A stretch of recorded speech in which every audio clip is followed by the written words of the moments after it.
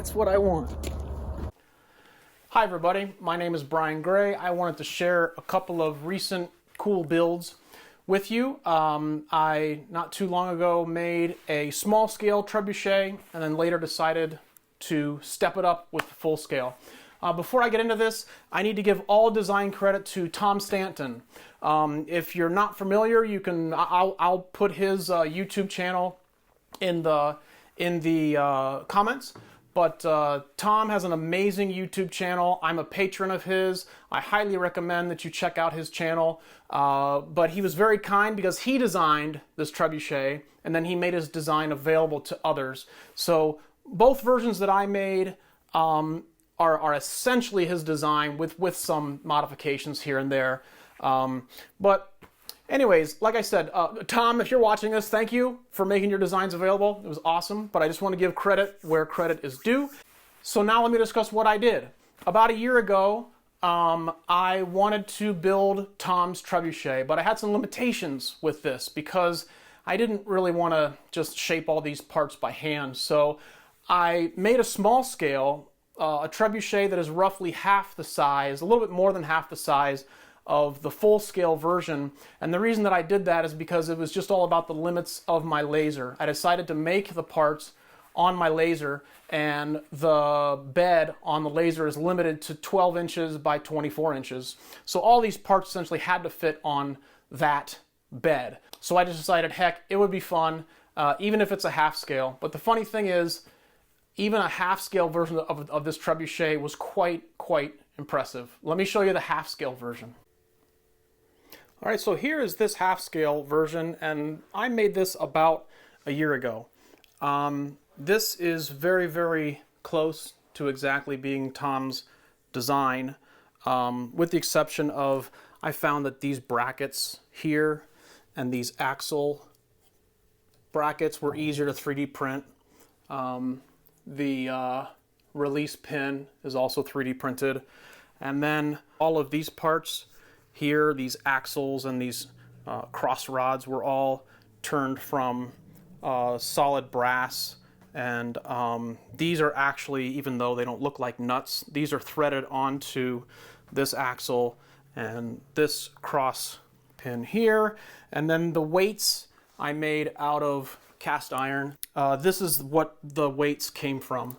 I turned the weights on my lathe. You can see that this one is, what does it say? 743 grams, I believe. So 3 of those turned out to be pretty optimal for this small trebuchet. The wheels are made out of acrylic. This little machine is actually quite impressive. So here was the first launch with this machine, no wheels. If you're interested in why a trebuchet needs to have wheels, check out Tom's video on that. It's really quite fascinating. There was a couple of fails, but in the end we found out that just about this was the perfect setup for this trebuchet. So in the end, that little trebuchet would, with small projectiles, 3 grams or so, it would top out at about 80 miles an hour, but I found it to be optimal with about an 8 gram projectile, about 3 pounds worth of weights, and it would go about 70 plus 72, 73 miles per hour, and it would exceed 180 feet. So for a little machine, a little tiny trebuchet like that, I think that was pretty impressive, and that also inspired me to, hey, maybe I should really scale this up. So I didn't really have the ability to do that until a new machine arrived. And so I got a router, and I've had it for about maybe 5 months now. And after a couple months of getting really fluent with it, I decided, hey, it's time to go full scale with a trebuchet. So let's build this thing.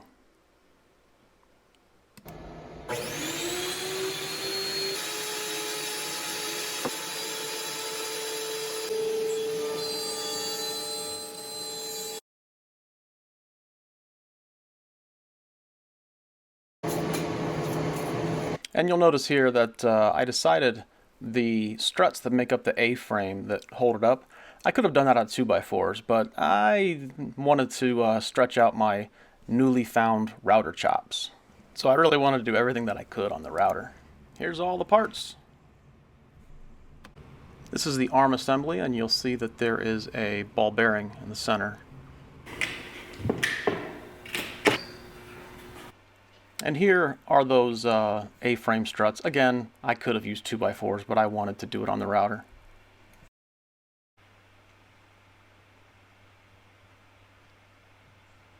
There's the frame. At least one side is coming together. And this is just about finished, so it's about time to head over to my lathe where I'm going to thread the axles and kind of create some improvised nuts to hold them together.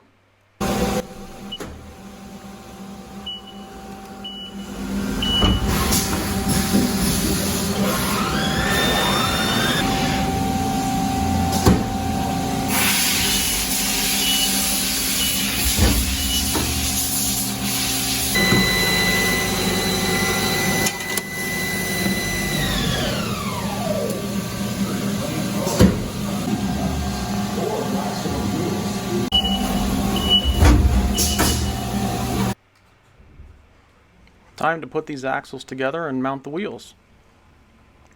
When I'm finished with this, I'm going to move on to my manual lathe to create a ring.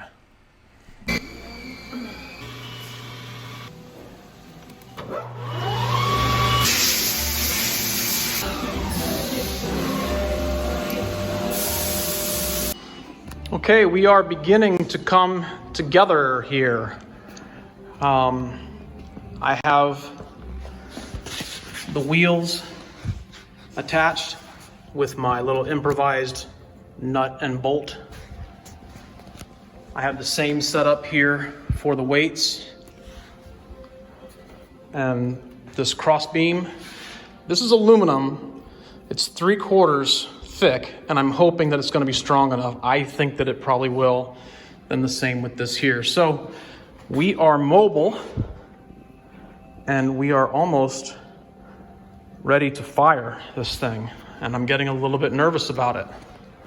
I wanted to share with you also my kind of improvised firing mechanism and also safety mechanism. The nut, if you will, that goes on this attachment right here. I went ahead and turned a groove into it, and then this is going to be a release. So when this is in place,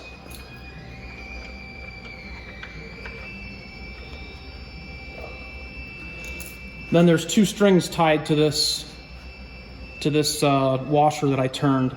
One goes down to the base of the trebuchet, and then one is going to go off into my hand over here, and I'm going to pull that one to trigger it. So if you can imagine, now this is not how the trebuchet will fire, but if you can, but I'm going to roll it this way, or I'm going to lean it this way just to keep this line in tension. So when the ring is in the groove, then it's really can't accidentally yank it off. So the trebuchet will be in this position when it's basically locked and loaded.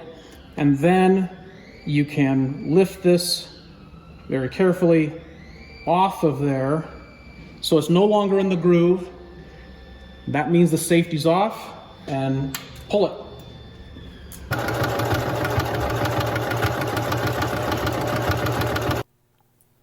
Okay, I think that we are ready to fire.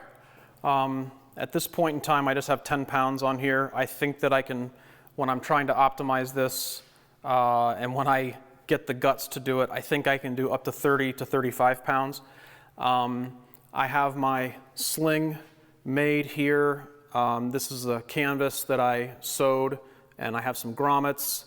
I sewed a stitch into this pattern. You see that Sharpie marker so that it keeps kind of like the projectile cradled in there. My release pin is up here. So the release pin has both the stationary line and the line that will release right here, and it's kind of integral. I don't know if this is a good idea or not, but it seems like a good one to me. My only real major concern here is that The arm is made out of MDF. So this is certainly the weakest point of this entire assembly. I'm not worried about any other spot here, but I did make it out of two pieces that are laminated, held together with bolts. Now I hope that it's certainly possible that creating these holes for these bolts made it even weaker. Whether or not it'll hold it together better, I'm not sure. But I'm sure that this will hold up together just fine unless I try a really heavy projectile. My smaller trebuchet over here, I did break the arm on that, but that was just when I was getting kind of stupid and silly with having projectiles that were way too heavy. So if this scales up the way that I hope it does, then the arm made out of MDF should be fine. But if it's not, then I'll go back to the drawing board, build another one, and probably just do it out of aluminum. So I think we're ready to fire. And just so you can kind of get the scope as to the size of these two things, even though that thing is pretty small, it's impressive, but oh my gosh.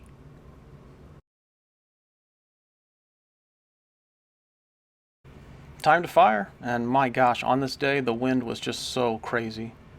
Here's the tennis ball, 10 pounds.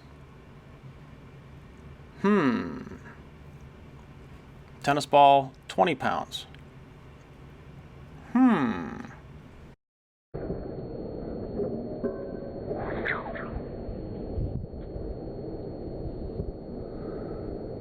So really those launches just were not pretty.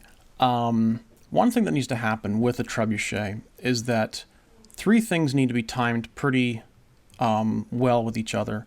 One is that the weight needs to be at the bottom or at its stall, the arm needs to stall, and the sling needs to release all at the same time, or as close to the same time as you can. Now, the arm absolutely needs to stall, but watch what's happening to the arm here. It's just swinging way, way, way back and forth. So in right here, the arm should stop right about there. That means that it's stalled, and then the release and the weight drop should happen at about the same time as well. So what's happening is you're just not transferring the energy effectively into the projectile through this machine because you've just got so much swing to that arm. Way too much. So what I decided to try next would be a heavier projectile. I've been using tennis balls, which I think are 25 grams, but I'd have to look it up. I think 25 grams, but tennis balls. And now I'm moving on to these plastic balls that are used in pitching machines, and those are 150 grams. So let's see what happens there. Much, much better, but still not perfect. It is stalling a little bit, but it's still swinging right through. It's not exactly what I want. Let me show you some analysis that I've done with the small trebuchet that really does outline what I want. Okay, let's have a look here, and this software is called Tracker. It's free, it's amazing, I can't believe it's free. It's software that is excellent for figuring out these types of things that I'm trying to figure out with this trebuchet. If you think about it, if you take video footage and you know the frame rate of your camera or frames per second, and you have a reference in the frame of your video footage, then all you have to do is pick an object, plot some points each frame, and then that will give you velocities, but this software also gives you much, much, much more than just that. So my reference is this down here. That stick that's in the frame is exactly 1 meter. So everything else is kind of plugged in, and I've already plotted these points. So let's take a look at what the weight does. That's the path of the weight, and let's watch it.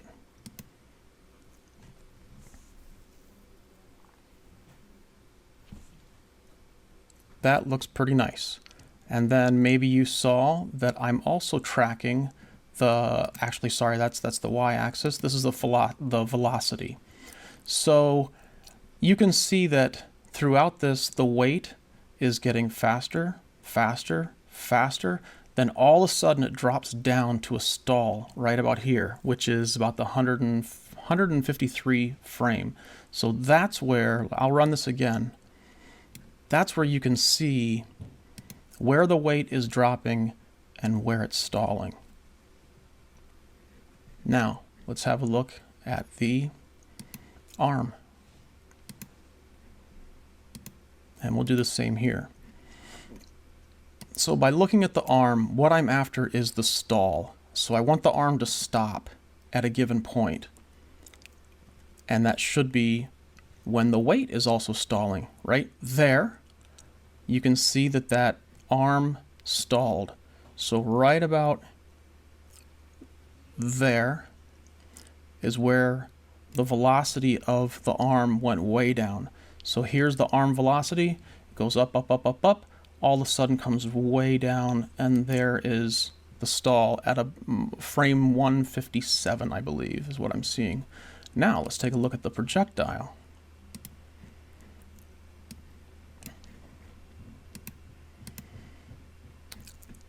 And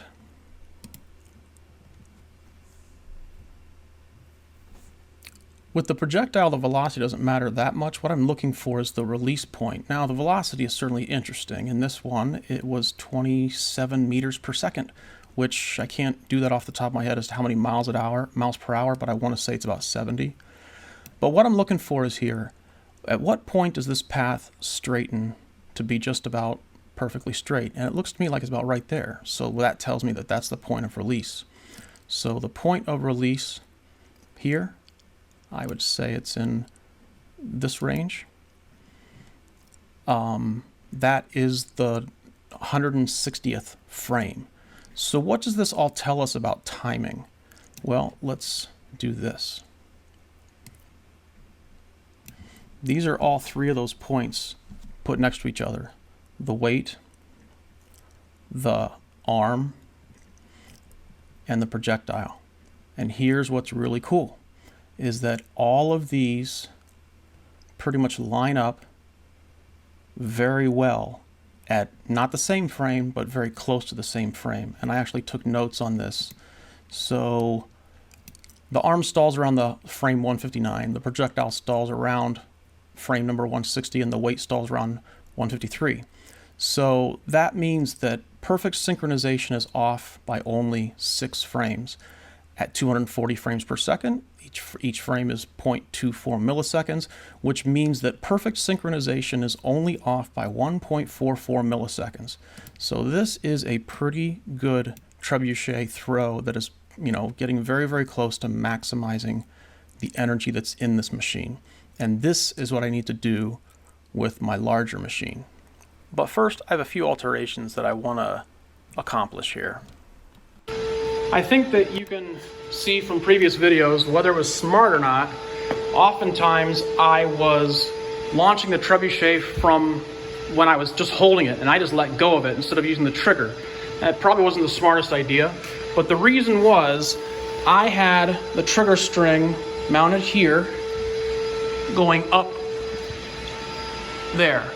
And the problem is that that is not lined up, so the tension of that string was pulling the washer in that direction, making it want to fall off on its own. That's why I was doing that. So I made a couple of alterations. The other issue with this is that I just found that using string made it stretch. So it's very difficult for me to retie a new bowline knot every time that I wanted to deal with that stretch. And it's going to stretch different with different weights. So I decided to go with a steel cable, held in place by these wire clamps. And then on the end, I found this fantastic little piece of hardware that locks this into place so it's easily adjustable. And then while I was at it, I figured that, well, maybe it's a good idea to also do the same thing with the wire going to the pouch. All right, now was it a good idea? No, that was a misfire. And another one. So what's causing this? Well, let's get some slow motion footage. So what exactly happened here? Let's take a look. Even though this isn't slow motion footage, I still was able to diagnose what's happening, and it happened right there. Take a look here. Essentially, the sling has fallen off the release pin. And by looking at the second shot, the exact same thing happened. So I should have thought about this, and I'm a little embarrassed that I didn't, but steel wire, once it's no longer in tension, is going to want to straighten out. And it's going to, it's stiff. So when it's in tension, it's staying on the release pin. But then as soon as the arm drops, then it's no longer in tension. And that part just simply falls off. So the ideal of the steel cable for the release pin, great idea. The idea of steel cable for the sling, not a good idea. We're going back to string on that one. You can see that what happened on that unsuccessful misfire is the grommet just ripped right out of the pouch. So that's a problem.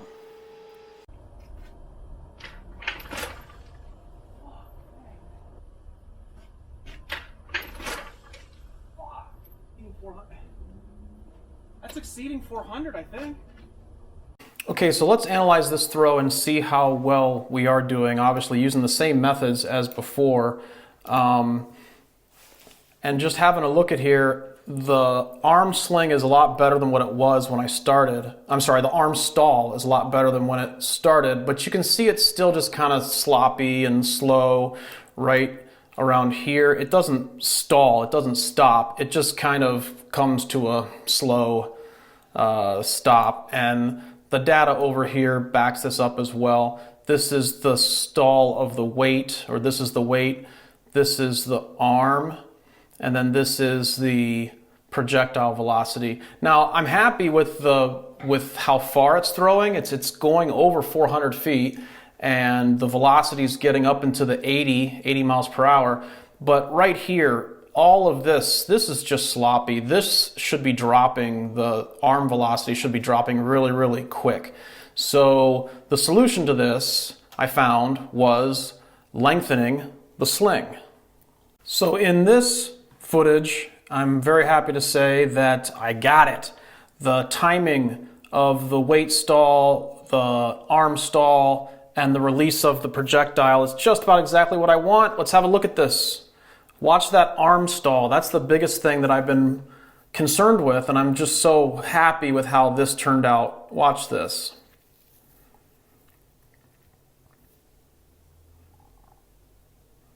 Perfect. I'm so ecstatic with that. The arm stopped exactly as it should have, which means, of course, that I'm transferring the energy from this machine into the projectile as best as I can.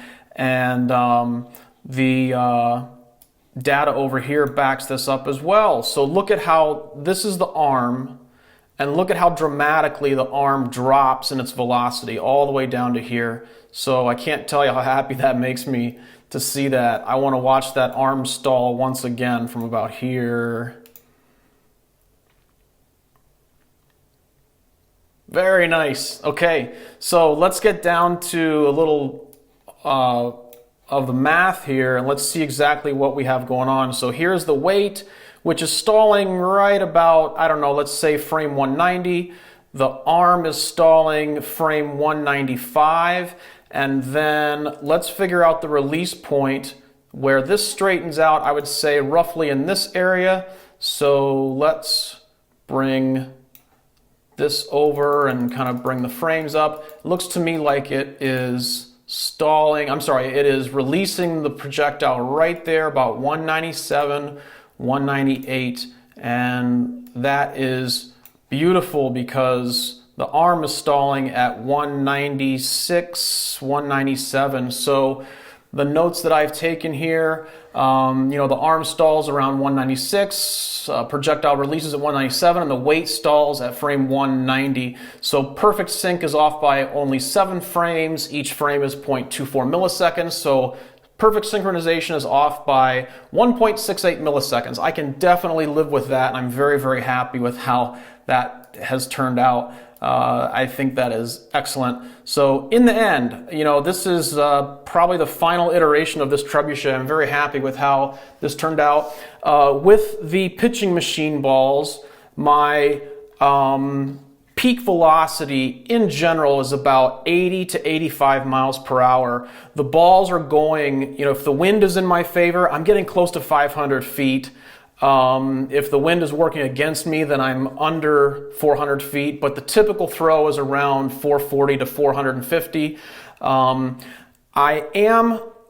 worked a bit with some tennis balls, and tennis balls were getting way above 100 miles an hour. I was getting 102, 103, 105.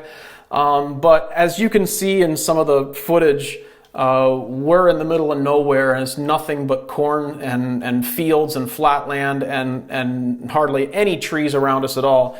So tennis balls have great velocity, but they don't have the same distance as these pitching machine balls because they just get beat down by the wind. So I'm pretty happy with a trebuchet that's exceeding 100 miles an hour with a tennis ball, and throwing, you know, these pitching machine balls, you know, certainly out of a major league ballpark. I can deal with that. So anyways, thanks so much for watching this. I'm really happy, and I'm going to end the video with some cool footage of the launching this thing. Thanks.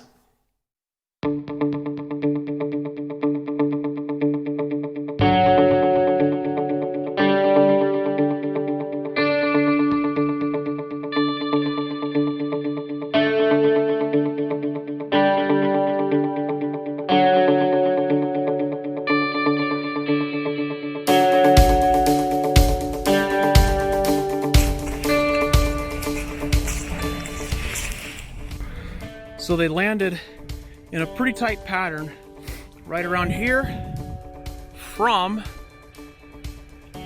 there.